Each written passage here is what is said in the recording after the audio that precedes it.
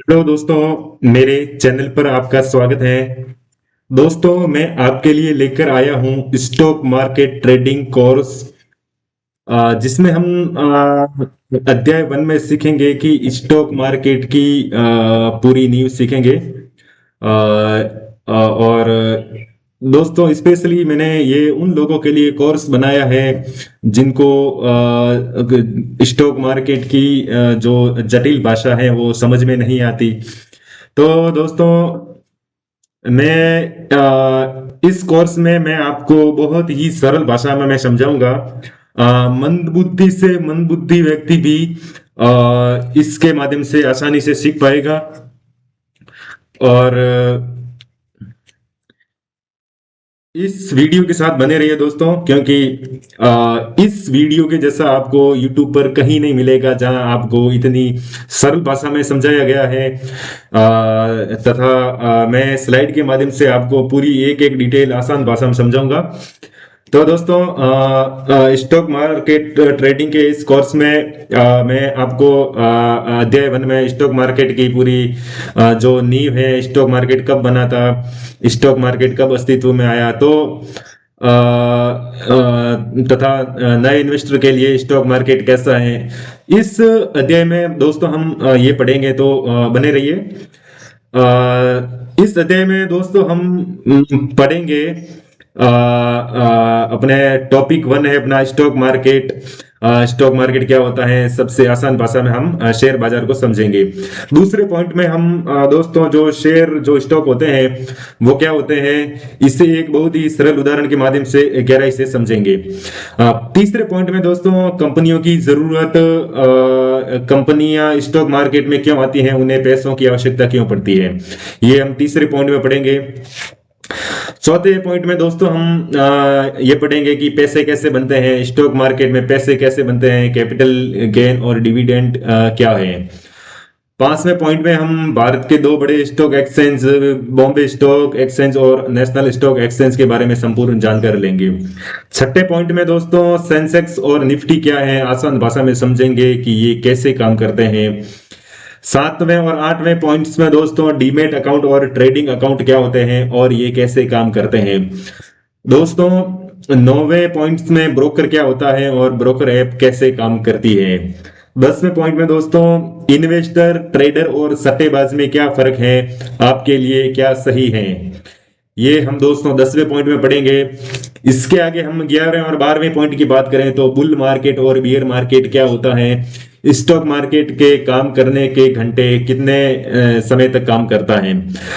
13वें और 14वें पॉइंट में दोस्तों स्टॉक मार्केट में कितना जोखिम है और नए इन्वेस्टर के लिए सबसे जरूरी बातें हम इस पॉइंट में पढ़ेंगे। लास्ट में 15वें पॉइंट में दोस्तों इस पूरे अध्याय का सारांश और अगले अध्याय की एक झलक आपको बताएंगे। तो दोस्तों चलिए हम पॉइंट 1 की तरफ बढ़ते हैं दोस्तों। दोस्तों पॉइंट 1 में मैं आपको बताऊंगा कि स्टॉक मार्केट क्या होता है। दोस्तों इससे पहले मैं कहूं कि चैनल को सब्सक्राइब करना है और वीडियोस को अगर अच्छा लगे तो ही लाइक करना, अन्यथा नहीं करना है, क्योंकि मैंने आपके लिए बहुत सारी मेहनत की है इस स्लाइड को बनाने में तथा इस वीडियो को बनाने में। मैं आपके लिए बहुत मेहनत की है तथा इस कंटेंट को बनाने में तथा इस कंटेंट को इकट्ठा करने में मैंने बहुत समय लगाया है दोस्तों, ताकि मैं आपको आसानी से आसान भाषा में समझा सकूं। दोस्तों मैं भी जब स्टॉक मार्केट जब सीखने गया था तो YouTube पर मैंने भी देखा था कि बहुत जटिल भाषा में वीडियोस उपलब्ध थे तथा उनके शब्दों का भी मुझे अर्थ मालूम नहीं था। तो दोस्तों मैंने ये ठान लिया कि अभी मैं सिर्फ सरल और उदाहरणों के माध्यम से आपको समझाऊंगा कि मंदबुद्धि से मंदबुद्धि व्यक्ति भी इसको आसानी से समझ सके। तो दोस्तों पॉइंट्स 1 की तरफ बढ़ते हैं। दोस्तों इसको हम पढ़ते हैं कि मान लीजिए आपके गांव या शहर में एक बड़ा बाजार लगता है। उस बाजार में लोग सब्जी, कपड़े, बर्तन खरीदते हैं और बेचते हैं। जो चीज की ज्यादा मांग होती है उसका दाम बढ़ जाता है, तथा जो चीज कम बिकती है उसका दाम गिर जाता है। दोस्तों मार्केट में अक्सर यही होता है।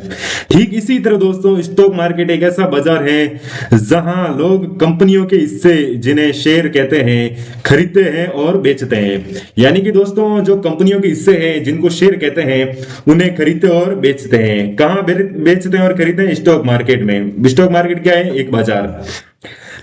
बस फर्क ये है कि सब्जी या कपड़े नहीं, बल्कि कंपनियों के छोटे छोटे हिस्से बिकते हैं दोस्तों। अ, अ, दोस्तों आपको ये समझ में आ गया होगा। अभी वो दोस्तों उदाहरण से समझें तो आपने देखा होगा कि रिलायंस, टाटा, एचडीएफसी बैंक जैसी बड़ी कंपनियां हैं। इन कंपनियों को बड़े बड़े काम करने के लिए पैसों की जरूरत होती है। वे आम जनता को अपनी कंपनी के छोटे छोटे हिस्से बेचती है। ये छोटे हिस्से ही शेयर या स्टॉक कहलाते हैं। अ, जो लोग ये हिस्से खरीद लेते हैं वे उस कंपनी के छोटे मालिक बन जाते हैं। मान लो दोस्तों आपने किसी स्टॉक यानी एसबीआई या रिलायंस के या फिर किसी अदर कंपनी के आपने स्टॉक खरीद लिए। आपने भले उसमें 10,000 रुपए इन्वेस्ट किए, पर उस आप कंपनी के एक छोटे से मालिक बन गए। तो दोस्तों मैं आपको ये बताना चाह रहा हूं कि स्टॉक मार्केट में जो भी पैसे लगाता है वो उस कंपनी का एक छोटा सा मालिक बन जाता है। यदि कंपनी को फायदा होता है तो उन्हें भी फायदा होता है, कंपनी को नुकसान होता है तो उन्हें भी नुकसान होता है। दोस्तों जब आप कंपनी के शेयर खरीदते हैं तो यदि कंपनी ग्रो करेगी तो आपके पैसे भी ग्रो होंगे, यदि कंपनी का बाजार गिरेगा तो आपके पैसे भी गिरेंगे दोस्तों। स्टॉक मार्केट को हम शेयर बाजार भी कहते हैं। ये एक ऐसी जगह है जहां ये सब खरीद बिक्री होती है। पहले ये काम किसी बड़ी इमारत जैसे मुंबई का बॉम्बे स्टॉक एक्सचेंज में होता था, लेकिन अब आप अपने मोबाइल फोन पर ब्रोकर ऐप के जरिए घर बैठे ये सब कर सकते हैं। दोस्तों इंटरनेट आने से पहले, ब्रोकर ऐप आने से पहले आपको वहां फिजिकली रूप से उपस्थित होना पड़ता था शेयर खरीदने के लिए, बल्कि आज के डिजिटल जमाने में ये सब घर बैठे बैठे काम हो गया है। तो दोस्तों आपके लिए और हमारे लिए ये सब इजी काम हो गया है पैसे लगाना स्टॉक मार्केट में। अगली स्लाइड में देखें तो दोस्तों स्टॉक मार्केट की हम एक लाइन में परिभाषा समझे तो वह बाजार जहां कंपनियों के हिस्से या शेयर खरीदे और बेचे जाते हैं। रिलायंस, टाटा, एचडीएफसी जैसी कंपनियों को बड़े काम के लिए पैसे चाहिए, वे जनता को अपने हिस्से बेच दिए। जो लोग ये हिस्से खरीदते हैं वे छोटे मालिक बन जाते हैं तथा कंपनी को जब फायदा होता है यानी आपको फायदा होता है, यानी कंपनी को नुकसान होता है और आपको नुकसान होता है यदि आपने उन कंपनियों के शेयर खरीदे हैं। दोस्तों अगली स्लाइड की ओर बढ़े तो हम पढ़ेंगे कि शेयर क्या होता है या स्टॉक क्या होता है। दोस्तों शेयर और स्टॉक एक ही होता है। शेयर को हम हिंदी में कहते हैं और स्टॉक हम इंग्लिश में कहते हैं। उदाहरण से बिल्कुल साफ है कि शेयर का मतलब हिस्सा होता है। जैसे एक पिज्जा को 8 टुकड़ों में काटा जाए तो हर टुकड़ा उस पिज्जा का एक हिस्सा होगा। दोस्तों यही है स्टॉक मार्केट का एक शेयर। अगर उदाहरण से पूरा समझें तो मान लीजिए दोस्तों रामलाल जी ने एक बिस्कुट बनाने की फैक्ट्री खोली। उन्हें फैक्ट्री शुरू करने के लिए 10 लाख रुपए की जरूरत थी। रामलाल जी ने सोचा मैं अकेले इतने पैसे नहीं दे सकता, तो मैं इस कंपनी को 1 लाख छोटे छोटे हिस्सों में बांट देता हूं। हर हिस्से की कीमत 10 रुपए होगी। अब रामलाल जी ने अपने 5 दोस्तों को बुलाया और कहा जो भी मेरी कंपनी के हिस्से खरीदेगा वह मेरी कंपनी का मालिक बनेगा, और जब कंपनी मुनाफा कमाएगी तो उससे भी हिस्सा मिलेगा। तो दोस्तों श्याम ने 10,000 हिस्से खरीदे, यानी एक हिस्से की कीमत थी 10 रुपए, तो 10,000 हिस्सों की कीमत हो गई 1 लाख रुपए।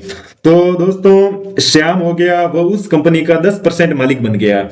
गोपाल ने 5,000 हिस्से खरीदे, वह 5% मालिक बन गया। रामलाल ने 50,000 हिस्से खरीदे, वह 50% मालिक बन गया। ये हिस्से ही शेयर हैं दोस्तों। एक शेयर बराबर कंपनी का एक बहुत छोटा हिस्सा।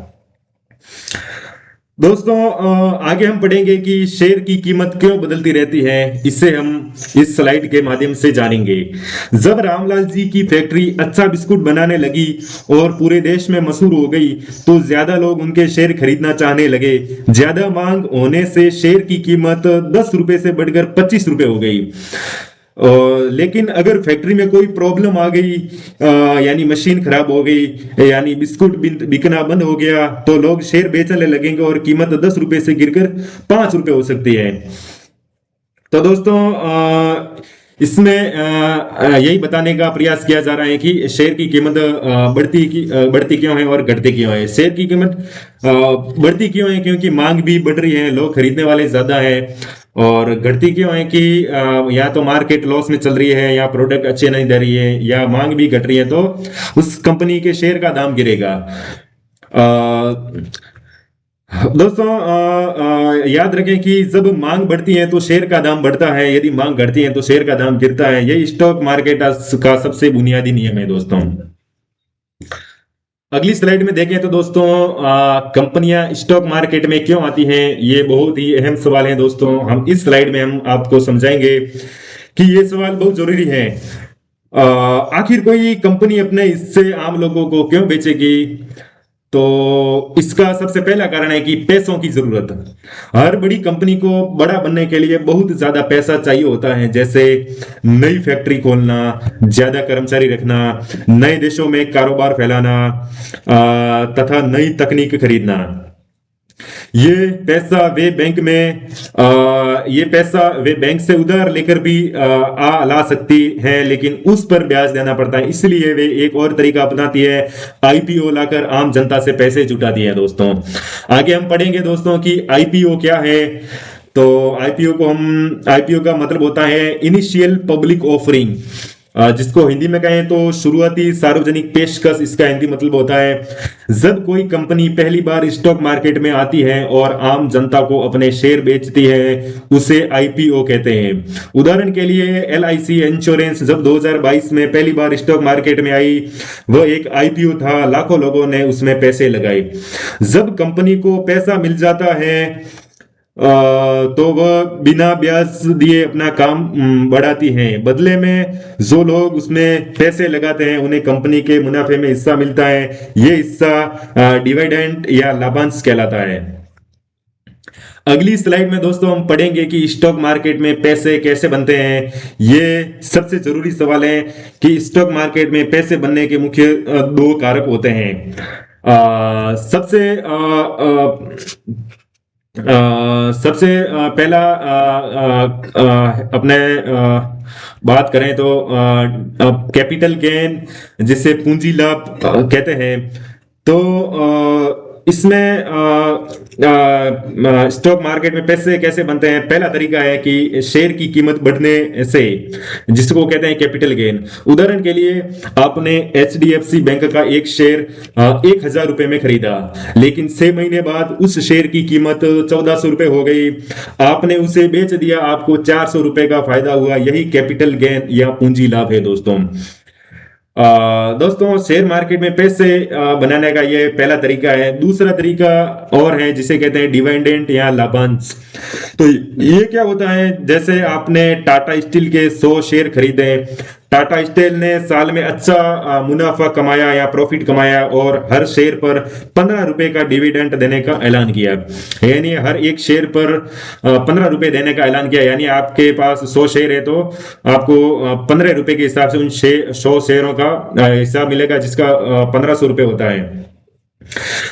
ये बता दिया आपको कि 100 शेयर गुणा 15 बराबर 1500 सीधे आपके खाते में आएंगे बिना शेयर बेचे। तो ये डिविडेंड होता है दोस्तों।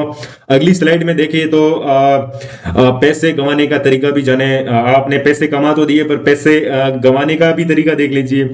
अगर आपने 1,000 रुपए में शेयर खरीदा और कंपनी का कारोबार बिगड़ गया तो शेयर 600 रुपए पर आ सकता है। अगर आपने घबरा कर बेच दिया तो 400 रुपए का नुकसान हो गया भाई साहब। इसलिए स्टॉक मार्केट में सोच समझकर और सही जानकारी के साथ निवेश करना चाहिए दोस्तों। ये आपको नोट कर लेना चाहिए। अगली स्लाइड में हम पढ़ेंगे दोस्तों भारत के दो बड़े स्टॉक एक्सचेंज। जिन्हें बीएसई और एनएसई के नाम से जानते हैं। स्टॉक मार्केट में खरीद बिक्री किसी खास जगह पर होती है जिसे स्टॉक एक्सचेंज कहते हैं। भारत में दो बड़े स्टॉक एक्सचेंज है दोस्तों। पहले का नाम है बीएसई, जिसका पूरा नाम है बॉम्बे स्टॉक एक्सचेंज। दूसरे का नाम है एनएसई, जिसका नाम है नेशनल स्टॉक एक्सचेंज। बीएसई की स्थापना 1875 में हुई थी तथा एनएसई की स्थापना 1992 ईस्वी में हुई थी। कौन सी जगह पर स्थित है दोस्तों? तो बीएसई मुंबई में स्थित है और एनएसई भी मुंबई में स्थित है। दोस्तों, बॉम्बे स्टॉक एक्सचेंज एशिया का सबसे पुराना स्टॉक एक्सचेंज है और एनएसई भारत का सबसे बड़ा ट्रेडिंग वॉल्यूम में सबसे बड़ा स्टॉक एक्सचेंज है। यहां पर सबसे ज्यादा ट्रेडिंग होती है एनएसई में। बीएसई में दोस्तों 5000 से भी अधिक कंपनियां लिस्टेड हैं तथा एनएसई में 2000 से भी अधिक कंपनियां लिस्टेड हैं।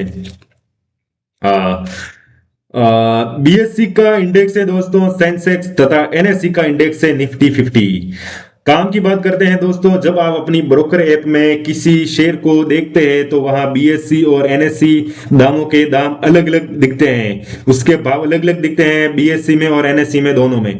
आप दोनों में से किसी भी एक पर खरीद सकते हैं। आमतौर पर नए इन्वेस्टर नेशनल स्टॉक एक्सचेंज को ज्यादा इस्तेमाल करते हैं। आगे की स्लाइड में दोस्तों देखते हैं कि सेंसेक्स और निफ्टी क्या है।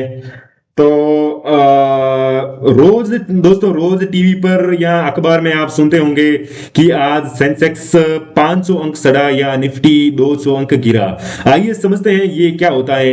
इसका बेहद आसान उदाहरण से दोस्तों आपको समझाते हैं, क्योंकि आप मेरे खास दर्शक हो मेरे चैनल के, आप मेरे फ्रेंड हो।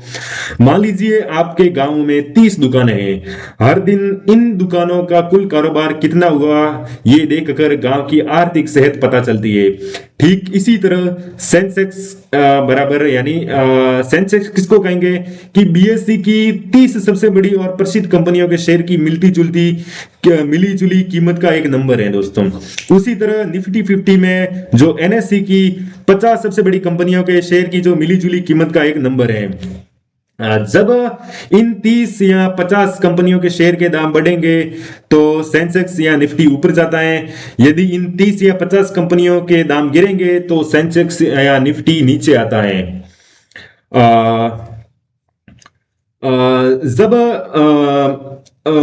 जब इन अब दोस्तों देखते हैं कि सेंसेक्स या निफ्टी से क्या पता चलता है।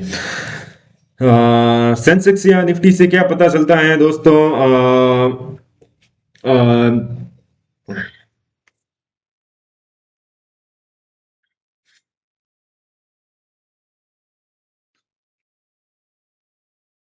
दोस्तों, सेंसेक्स और निफ्टी से क्या पता चलता है? ये एक थर्मामीटर की तरह है। जैसे थर्मामीटर से बुखार पता चलता है, वैसे ही सेंसेक्स या निफ्टी से पता चलता है कि आज पूरा स्टॉक मार्केट ऊपर है या नीचे है। 30 सेंसेक्स में दोस्तों 30 कंपनियां टॉप, जो सेंसेक्स बीएसई की जो 30 सबसे बड़ी कंपनियों को सेंसेक्स कहते हैं तथा एनएसई की 50 सबसे बड़ी कंपनियों को निफ्टी कहते हैं।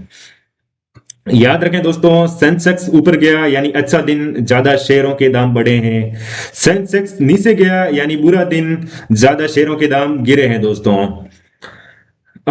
लेकिन हर शेयर हमेशा सेंसेक्स के साथ नहीं चलता। कुछ शेयर तब भी बढ़ सकते हैं जब सेंसेक्स गिर रहा होता है। कई बार दोस्तों ऐसा होता है कि जो कंपनियां छोटी होती हैं, जो सेंसेक्स या निफ्टी 50 में लिस्टेड नहीं होती हैं, उन छोटी कंपनियों के शेयर बढ़ जाते हैं, परंतु निफ्टी और सेंसेक्स की जो बड़ी कंपनियां हैं उनके दाम गिर जाते हैं। तो दोस्तों, आप पूरी तरह निफ्टी और सेंसेक्स के माध्यम से पता नहीं चला सकते कि मार्केट गिरा है या बढ़ा है। दोस्तों, आप मोटा मोटी अनुमान लगा सकते हैं सेंसेक्स और निफ्टी के माध्यम से कि बड़ी कंपनियों के शेयर कुल मिला के बड़े हैं या घटे हैं। तो ये छोटा मोटा अनुमान लगा सकते हैं कि छोटी कंपनियों के आज मार्केट ऊंचा है या नीचे है। परंतु आप छोटी कंपनियों के जो ज्यादा संख्या में है उनके आप अनुमान नहीं लगा सकते हैं कि ये मार्केट छोटी कंपनियों का भी गिरा है या छोटी कंपनियों का भी बढ़ा है। आगे की स्लाइड में दोस्तों देखते हैं कि डीमैट अकाउंट और ट्रेडिंग अकाउंट ये क्या होते हैं। तो दोस्तों, डीमैट अकाउंट क्या होता है, सबसे पहले ये जानते हैं दोस्तों। पहले के जमाने में जब कोई शेयर खरीदता था तो कंपनी उसे कागज पर एक सर्टिफिकेट देती थी जिस पर लिखा होता था कि आपने हमारे 100 शेयर खरीदे हैं। ये कागज संभालना मुश्किल था, खो सकता था, जल सकता था या फट भी सकता था। अब सब कुछ डिजिटल या इलेक्ट्रॉनिक हो गया है। सरल उदाहरण से समझें तो जैसे आपके बैंक अकाउंट में पैसे रखे जाते हैं, उसी तरह डीमैट अकाउंट में आपके शेयर रखे जाते हैं। डीमैट शब्द आया है डीमैटेरियलाइज्ड से, जिसका मतलब है कि कागज की जगह डिजिटल रूप में। डीमैट अकाउंट कैसे काम करता है दोस्तों, इसको हम समझेंगे कि आपने टाटा मोटर्स के 10 शेयर खरीदे हैं। ये 10 शेयर आपके डीमैट अकाउंट में जमा हो जाते हैं। आपने वो शेयर बेच दिए, यानी डीमैट अकाउंट में आपके 10 शेयर कट जाते हैं। आप कभी भी अपना डीमैट अकाउंट खोलकर देख सकते हैं कि आपके पास कितने शेयर हैं। ये बिल्कुल बैंक पासबुक की तरह है, बस उसमें पैसे की जगह शेयर दिखते हैं दोस्तों।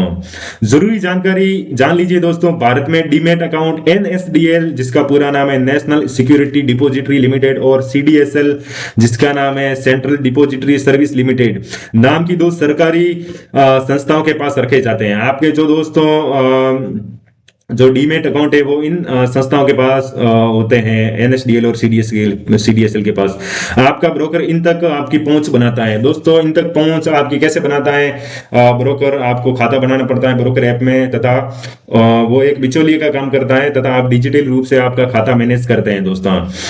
दूसरे इसी पॉइंट में दोस्तों दूसरा सेक्शन देखते हैं कि ट्रेडिंग अकाउंट क्या होता है। अब आप सोच रहे होंगे कि डीमैट अकाउंट में तो शेयर रखे जाते हैं, लेकिन शेयर खरीदने और बेचने का काम कौन करता है? ये काम करता है दोस्तों ट्रेडिंग अकाउंट। पूरी प्रक्रिया से आप समझें कि दोस्तों 3 अकाउंट कैसे मिलकर काम करते हैं। सबसे पहले दोस्तों आपके बैंक खाते में जो आपके असली पैसे होते हैं वो आप ट्रेडिंग जो ब्रोकर ऐप होता है उसमें आप डिपॉजिट करते हैं शेयर वगैरह खरीदने के लिए। तो आपके ट्रेडिंग अकाउंट में पैसा उस ब्रोकर ऐप में पैसा आने के बाद आप शेयर को खरीदते हैं, तथा वही शेयर खरीदते हैं तो आपके वो शेयर कहाँ जाते हैं? आपके डीमैट अकाउंट में। और डीमैट अकाउंट कहाँ खुलता है? एनएसडीएल और सीडीएसएल संस्थाओं में। पूरी प्रक्रिया से दोस्तों स्टेप बाय स्टेप समझे तो दोस्तों स्टेप 1 में आपने अपने बैंक अकाउंट से ट्रेडिंग अकाउंट में 10,000 रुपए डाले। स्टेप 2 में देखो कि ब्रोकर ऐप पर इन्फोसिस का शेयर 1500 में खरीदा। स्टेप 3 में देखो ट्रेडिंग अकाउंट से 1500 रुपए कट गए, इन्फोसिस का एक शेयर आपके डीमैट अकाउंट में आ गया। स्टेप 4 में देखो कुछ दिन बाद शेयर 1700 रुपए का हो गया, आपने बेच दिया। स्टेप 5 में देखो तो 1700 रुपए आपके ट्रेडिंग अकाउंट में आ गए क्योंकि आपने बेच दिया। आपने चाहा तो बैंक अकाउंट में वापस ट्रांसफर कर दिया। यदि आपको लगता है कि मुझे ये वापस अपने खाते में बेचने हैं तो आप ब्रोकर ऐप के जो विड्रॉवल वाला सिस्टम होता है आप वहां से अपने वापस खाते में बैंक अकाउंट में भेज सकते हो। आज के समय में जब आप किसी ब्रोकर ऐप जैसे Zerodha, grow, Upstox, angel one पर अकाउंट बनाते हैं तो डीमैट और ट्रेडिंग अकाउंट दोनों एक साथ खुल जाते हैं। आपको अलग अलग चिंता नहीं करनी होती दोस्तों। ये आपको दोस्तों एक अच्छी सुविधा आपको प्रोवाइड की जाती है ब्रोकर ऐप के माध्यम से। अगली स्लाइड में दोस्तों देखें कि ब्रोकर और ब्रोकर ऐप क्या है। इससे भी दोस्तों हम आपको आसान भाषा में समझाते हैं कि ये ब्रोकर ऐप कैसे काम करता है। आप सीधे स्टॉक एक्सचेंज, बीएससी या एनएससी पर जाकर शेयर नहीं खरीद सकते। इसके लिए आपको एक बिचौलिए की जरूरत होती है। बिचौलिया यानी यही ब्रोकर ऐप को हम बिचौलिया या जो एजेंट होता है हम ये कह सकते हैं। इसे ही हम ब्रोकर या दलाल कहते हैं। दोस्तों आपको मैंने शुरू में कहा था मैं आपको इजी उदाहरणों के माध्यम से समझाऊंगा, रोजमर्रा के उदाहरणों से समझाऊंगा कि ताकि मंदबुद्धि व्यक्ति भी आसानी से मेरे इस वीडियो के माध्यम से स्टॉक मार्केट को समझ सके। दोस्तों मेरा टारगेट है, मेरा यही गोल है कि आपको इजी से इजी माध्यम से मैं आपको समझाऊं ताकि हर कोई ये सीख सके। जैसे दोस्तों एक प्रॉपर्टी डीलर होता है जो आपको घर दिलाता है, आप सीधे हर मकान मालिक के पास नहीं जाते, वैसे ही ब्रोकर आपके और स्टॉक एक्सचेंज के बीच काम करता है। आगे की स्लाइड में दोस्तों देखें कि भारत के मशहूर ब्रोकर ऐप कौन से हैं। तो दोस्तों भारत के मशहूर ब्रोकर ऐप के मैं नाम बताऊं, Zerodha, kite, grow, Upstox, angel one और पेटीएम मनी। इनकी क्या खासियत है? जीरोधा की खासियत है कि दोस्तों ये भारत का सबसे बड़ा ब्रोकर तथा तेज ऐप है, यानी ये सबसे ज्यादा ग्रो होने वाला है। ग्रो को समझें तो बहुत आसान है, इसका इंटरफेस बहुत ईजी है। अपस्टॉक ये भी अच्छा है, बाकी वाले दोस्तों भी अच्छे ऐप है। दोस्तों जीरोधा है ये थोड़े अनुभवी इन्वेस्टर के लिए ठीक है, ग्रो है नए इन्वेस्टर के लिए, अपस्टॉक है नए और अनुभवी दोनों के लिए, एंजल वन है दोस्तों सभी के लिए, और पेटीएम भी कहें तो ये पेटीएम यूजर इसको यूज करते हैं दोस्तों। दोस्तों आगे की स्लाइड में मैं आपको समझाऊं कि ब्रोकर और अकाउंट ओपनिंग।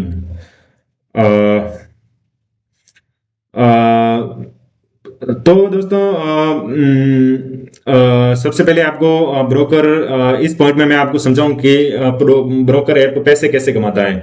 तो दोस्तों ब्रोकर आपसे हर खरीद बिक्री या सेल या बाय पर थोड़ी सी ब्रोकरेज यानी दलाली लेता है। इसको हम ब्रोकरेज चार्ज कहते हैं दोस्तों, हम इसे दलाली भी कहते हैं। जब कोई दलाली का पैसा लेता है उसे हम इस ब्रोकर ऐप में इसको हम ब्रोकरेज चार्ज कहते हैं।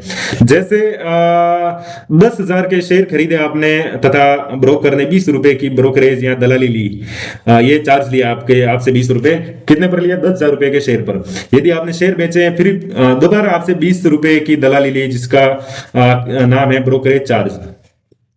इसके अलावा दोस्तों सरकार को भी कुछ टैक्स देना होता है, जिससे एसटीटी, जिसका पूरा नाम है सिक्योरिटी ट्रांजैक्शन टैक्स, ये भी दोस्तों अपना डिडक्शन होता है जब अपन सेल और बाय करते हैं किसी शेयर को। इसी पॉइंट्स में दोस्तों दूसरे सेक्शन में देखें कि ब्रोकर ऐप पर अकाउंट बनाने के लिए क्या चाहिए। तो पैन कार्ड चाहिए, आधार कार्ड चाहिए, आपका बैंक अकाउंट, आपके मोबाइल नंबर, ईमेल आईडी तथा एक सेल्फी फोटो भी चाहिए। ये सब ऑनलाइन हो जाता है दोस्तों, घर बैठे आप 15 से 20 मिनट में आप इस काम को कर सकते हैं दोस्तों। अगर मेरा ये वीडियो जिन्होंने मेरे वीडियो को समझा है वो तो दोस्तों मात्र 10 मिनट में भी कर पाएगा दोस्तों आगे की स्लाइड में हम देखेंगे कि इन्वेस्टर, ट्रेडर और सट्टेबाज कौन होते हैं तथा इनमें क्या फर्क होता है। दोस्तों स्टॉक मार्केट में 3 तरह के लोग होते हैं। आप किस तरह के हैं ये जानना बहुत जरूरी है। दोस्तों सबसे पहले होता है लॉन्ग टर्म इन्वेस्टर। ये कौन होते हैं दोस्तों? जो शेयर खरीद कर कई साल रखते हैं, यानी 3 साल से ज्यादा रखते हैं। दोस्तों इनमें जोखिम कम होता है। जो दोस्तों लॉन्ग टर्म इन्वेस्टर होते हैं ना, वो लंबे समय तक स्टॉक या शेयर होल्ड करके रखते हैं तथा उनमें जोखिम भी कम होता है, क्योंकि मार्केट 3, 4, 5 सालों में ठीक ठाक ग्रो हो जाता है दोस्तों। दूसरे प्रकार के होते हैं दोस्तों स्विंग ट्रेडर।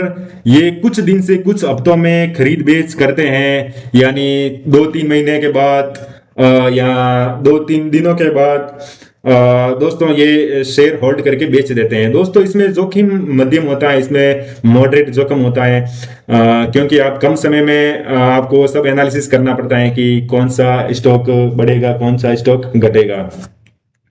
दोस्तों तीसरे प्रकार के होते हैं डे ट्रेडर, जिसे इंट्राडे ट्रेडर भी कहते हैं। ये दोस्तों एक ही दिन में खरीद और बेच देते हैं, एक ही दिन में शेयर खरीदते हैं, एक ही दिन में स्टॉक जो शेयर होते हैं वो खरीदे तथा एक ही दिन में बेचते हैं। यानी सुबह दोस्तों मार्केट 9:15 पे ओपन होता है और शाम को 3:30 बजे खत्म होता है।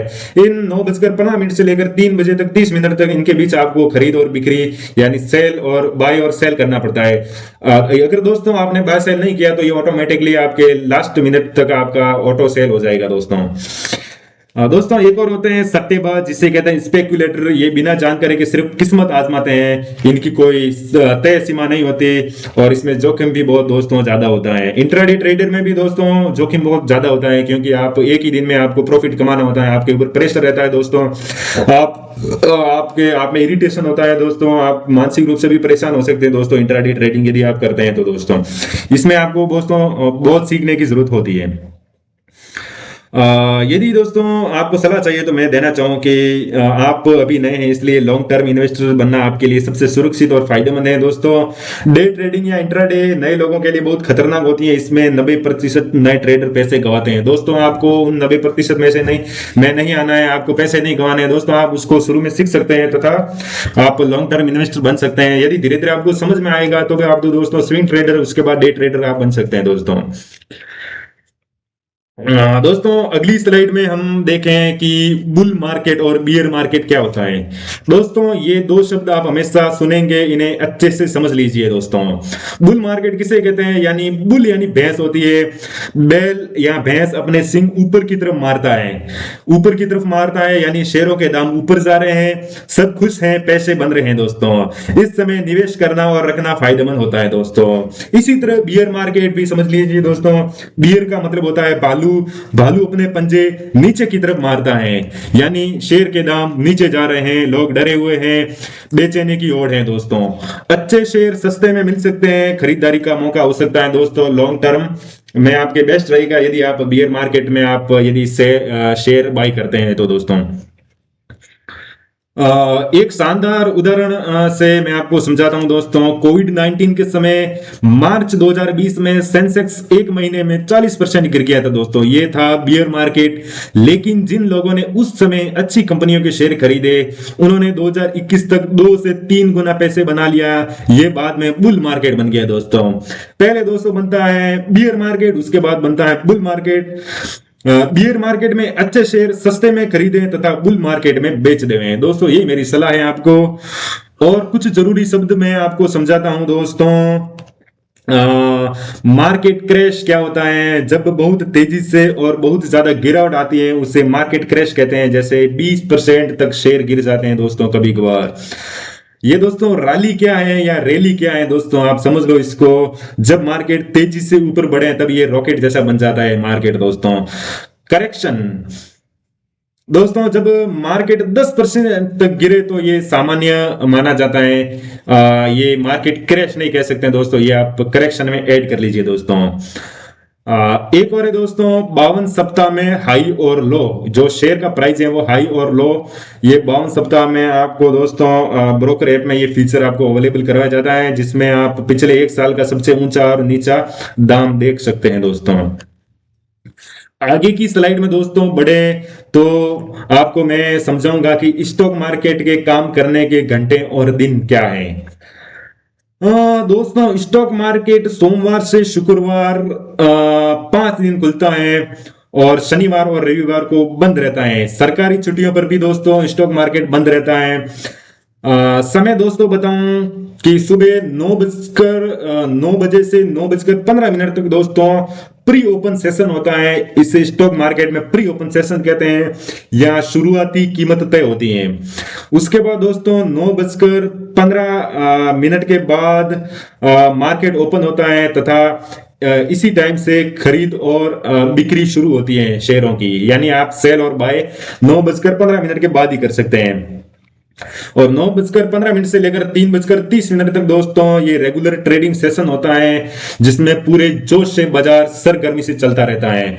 शाम को 3 बजे मार्केट दोस्तों क्लोज हो जाता है, मार्केट बंद हो जाता है। मार्केट 3:30 से लेकर 4 बजे तक ये जो आधा घंटा है दोस्तों, इसको कहते हैं पोस्ट क्लोज सेशन, जिसमें आखिरी कीमत तय होती है दोस्तों। ध्यान दें दोस्तों, ध्यान देवें, यदि आप डे ट्रेडिंग या इंट्राडे कर रहे हैं तो 3:15 से पहले अपनी पोजीशन बंद करनी जरूरी है, नहीं तो ब्रोकर आपको ऑटो स्क्वायर ऑफ कर देगा, यानी खुद बेच देगा दोस्तों।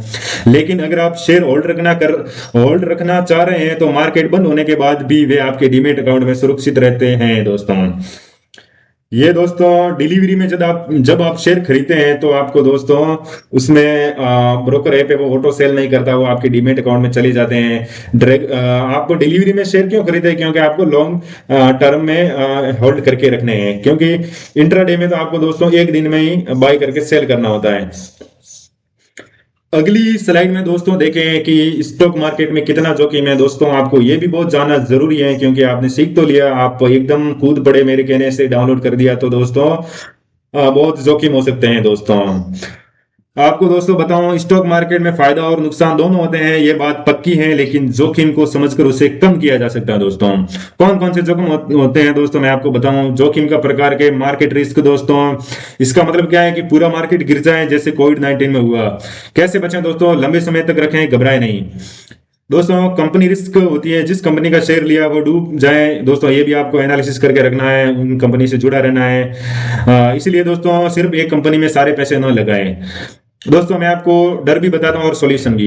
यदि दोस्तों कंपनी का शेयर लिया वो डूब जाए तो दोस्तों आपको एक ही कंपनी में पैसे न डालने हैं दोस्तों। एक कंपनी में सिर्फ आपको अपनी पूरी पूंजी के 10% से ज्यादा नहीं डालने हैं दोस्तों। दोस्तों यदि आप शेयर बेचना चाहो पर खरीदार ना मिले, यदि कोई ऐसी प्रॉब्लम हो तो दोस्तों बड़ी और मशहूर कंपनियों के शेयर लेने हैं दोस्तों। आपको बड़ी बड़ी कंपनियों के शेयर लेने हैं। आप जितनी कोशिश करें तो आपको स्मॉल कैप जो कंपनी होती है, छोटी कंपनी, उनसे आपको दूरी बनाए रखना है। यानी आपकी 70% पूंजी आपको बड़ी कंपनियों में लगानी है, आपको मिड कैप कंपनी में लगानी है, आपको लार्ज कैप कंपनी में लगाना है। पर दोस्तों आपको बहुत कम चांस लेने हैं, आपको स्मॉल कैप में डालने हैं। मैं आपको बताऊं तो दोस्तों आपको 50 से 60% आपको लार्ज कैप कंपनियों में डालने हैं दोस्तों, 30% आपको मिड कैप कंपनी में, तथा आपको 10% आपको स्मॉल कैप कंपनी में आपको पैसे डालने हैं दोस्तों। यदि आपको जो लिक्विडिटी रिस्क है, क्योंकि छोटी कंपनियों में दोस्तों सेल और बाय लिक्विडिटी बहुत कम होती है दोस्तों। आपको एक और जानना जरूरी है, डर या लालच में गलत फैसला लेते हैं दोस्तों आप। दोस्तों आपको किसी के कहने पर न तो शेयर खरीदने हैं और न ही दोस्तों सेल करने हैं दोस्तों। आपको खुद प्लान बनाना है और उस पर टिकना है दोस्तों। आपको खुद को सीखना है। आप YouTube वीडियो के माध्यम से देखकर आप शेयर खरीदा तो दोस्तों ये आपकी बहुत बड़ी गलती है। यदि आप दोस्तों बिना समझे पैसा लगा रहे हैं तो पहले सीखे दोस्तों, और फिर उसके बाद आपको पैसे लगाने हैं दोस्तों। दोस्तों सबसे बड़ी गलती जो नए नए लोग करते हैं वो आपको बताऊं, दोस्त ने बताया तो खरीद लिया बिना खुद जांचे, ये बहुत बड़ी गलती है दोस्तों।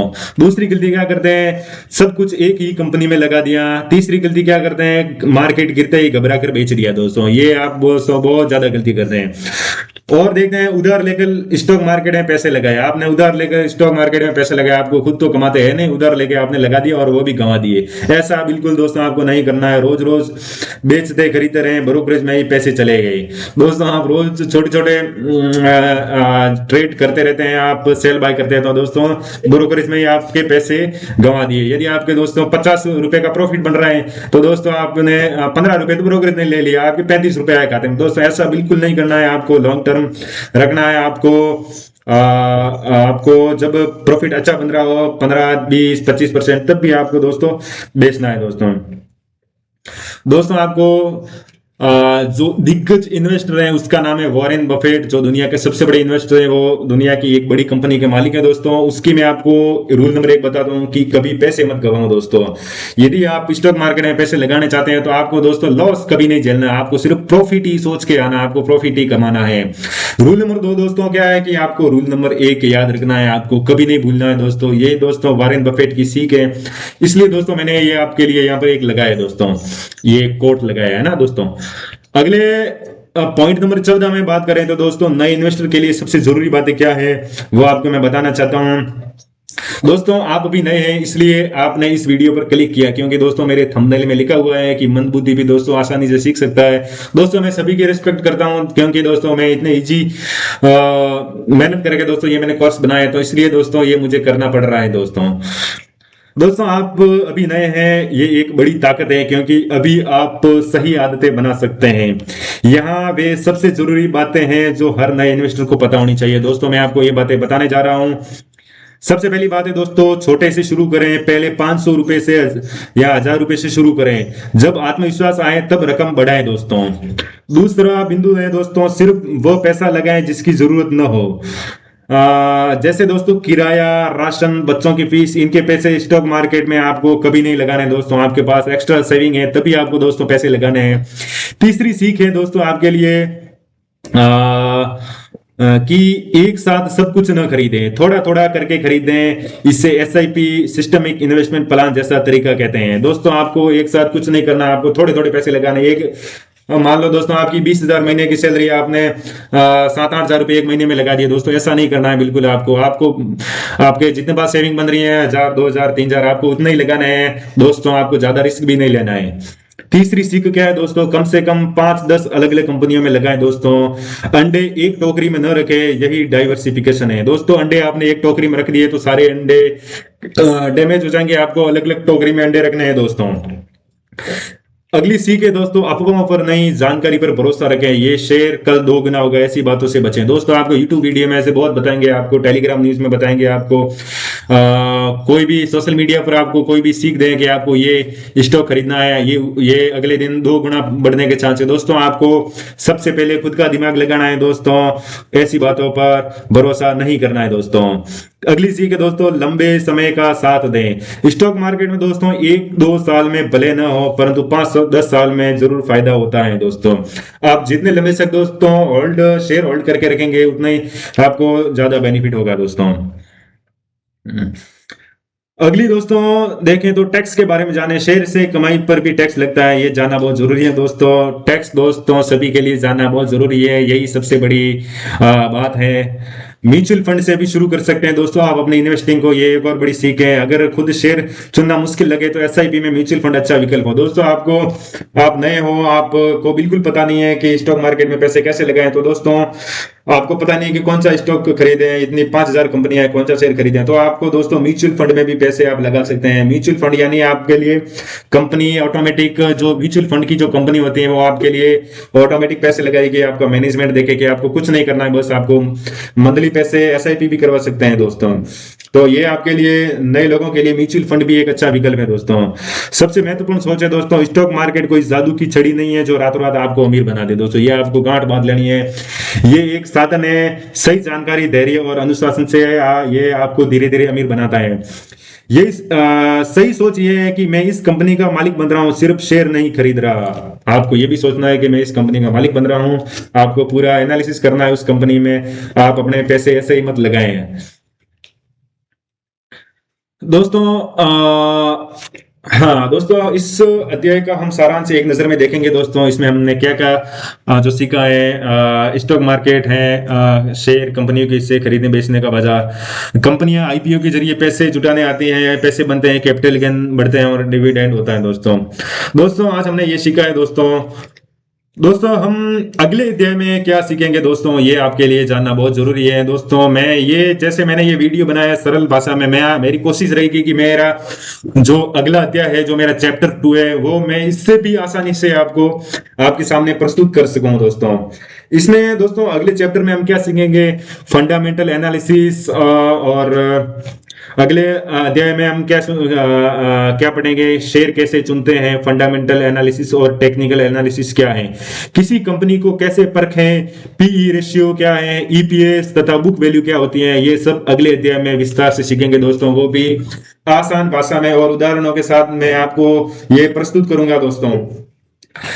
एक इंपॉर्टेंट जानकारी दोस्तों, अगर आपको ये वीडियो अच्छा लगा तो इस वीडियो को लाइक करें, यदि अच्छा लगा हो, नहीं लगा हो तो आप उसको डिसलाइक भी कर सकते हैं दोस्तों। मेरा उद्देश्य दोस्तों आपको सिखाना दोस्तों, आपको अच्छा लगे तो आप सब्सक्राइब भी कर सकते हैं दोस्तों। मैं आपको जरूरी नहीं कह रहा हूं कि मेरा चैनल सब्सक्राइब करना है, यदि आपको अच्छा लगे तो ये आपको करना है, क्योंकि आपको मैं अगले जितने भी मैं चैप्टर पढ़ाते जा रहा हूं दोस्तों, आपको इजी में आपको ये समझ में आ जाएगा। यदि आपने दोस्तों आपको ये पूरा कोर्स दोस्तों वीडियो के माध्यम से देखना है तो दोस्तों इस चैनल को आप सब्सक्राइब जरूर करें, क्योंकि मैं इसमें लगभग 7 से 8 चैप्टर में लेके आ रहा हूं, तथा यदि आपने ये पूरा देख लिया है तो दोस्तों आपको कहीं भी जाने की जरूरत नहीं दोस्तों। मैंने भी स्टॉक मार्केट को सीखने में दोस्तों 5 से 6 साल लगाए हैं, पर दोस्तों अभी मेरा उद्देश्य यही है कि आपको 5 से 6 साल न लगे, आपको भी 3 से 4 साल न लगे, आपको सालों नहीं लगाने दोस्तों, आपको सिर्फ वीडियो देखने, और आपको दोस्तों महीने भर में आप दोस्तों ये पूरा सीख जाएंगे। क्योंकि दोस्तों यदि दोस्तों जमीन से जुड़ा हुआ व्यक्ति ये कोई बात करता है, कोई उदाहरणों से बात करता है, अपने दिनचर्या से जुड़े एग्जाम्पल्स के माध्यम से आपको वो कंटेंट प्रस्तुत कर रहा है, तो दोस्तों ये आपके लिए बहुत अच्छी बात है। सो दोस्तों मिलते हैं अगले वीडियो में। Thank you, take care.